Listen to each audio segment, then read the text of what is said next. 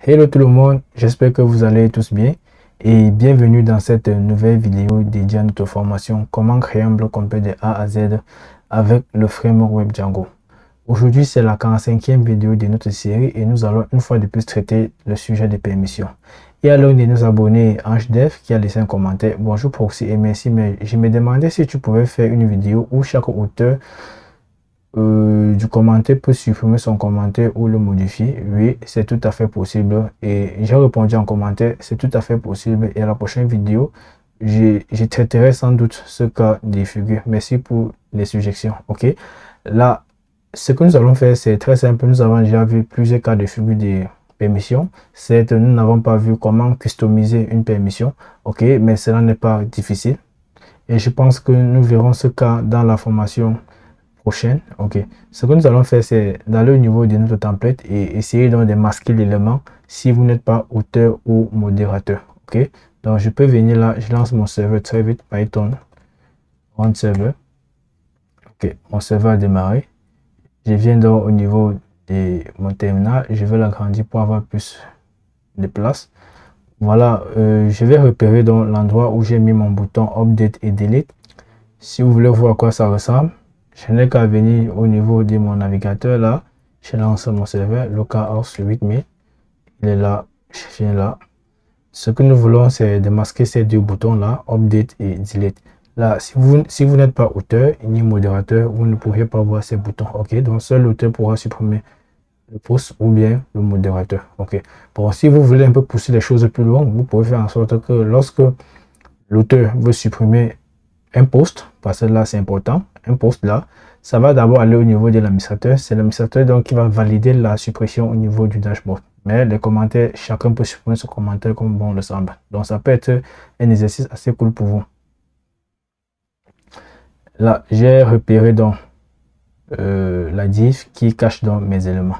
Donc je peux donc aller dans écrire ma logique. Je vais dire si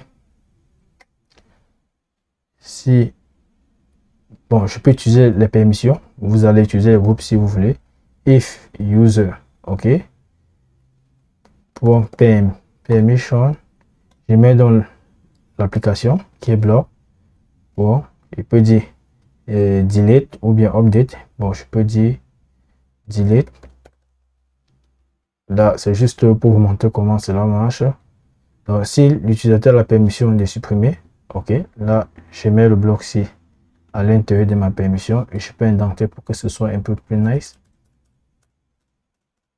Ok, je sauvegarde, je reviens là, je vais actualiser. Ok, l'utilisateur n'a pas la permission donc de pouvoir supprimer celui-ci. Ok, bon, étant donné que je vais me connecter donc avec mon compte Hey, je vais dire c'est connecté. Bon, je peux utiliser proxy qui est même l'auteur du post. Je vais revenir là, qui est l'auteur du post. C'est proxy qui est l'auteur du post. Ok, là proxy n'a pas la permission de pouvoir supprimer ça parce qu'il n'est pas modérateur.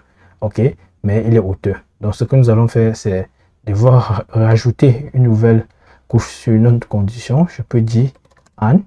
Ok, je peux dire si l'utilisateur qui est là présent est égal à, je vais mettre l'espace pour que ça fonctionne. Si vous collez, soyez-en sûr, ça ne devrait pas marcher. Donc, il faut séparer l'opérateur et les éléments que vous voulez donc comparer. Et quoi? Post. Je récupère dans le post qui est là. Parce qu'on sait qu'on peut récupérer le post en allant sur post. Point auteur. Ok. Désolé, il y a le point là. D'où me vient donc auteur? Si je viens au niveau, je vais sauvegarder d'abord. Si je viens donc au niveau de mon modèle, au niveau du post, vous allez voir là, il y a auteur. Ok, donc c'est celui qui a publié. Si je viens donc au niveau de mon navigateur et que j'actualise, ah désolé, j'ai mis an alors que ça doit être or. Donc si vous êtes modérateur ou si vous êtes auteur, ça veut dire vous pouvez donc soit supprimer, soit mettre à jour la publication. Ok, donc je vais mettre là, je vais dire or pour que cela puisse marcher. Quand vous mettez AND, soyez-en sûr que vous aimerez que les deux conditions marchent. Que la première ci soit validée, soit à true, et que la deuxième ci soit également à true. Mais quand vous mettez OR, ça veut dire que si l'une des deux possibilités est confirmée, alors vous pouvez donc prendre en charge l'opération. Ok. J'espère que cette petite vidéo vous aura plu. N'oubliez pas de laisser un commentaire pour me dire ce qui n'a pas marché ou bien si vous aimeriez qu'on refasse d'autres choses d'une manière différente. Je serai ravi donc de faire cela pour vous. D'ici là, portez-vous bien et à la prochaine vidéo, nous verrons donc comment mettre sur pied notre système de commentaires avec Ajax. D'ici là, n'oubliez pas de liker, de commenter, de vous abonner. Peace.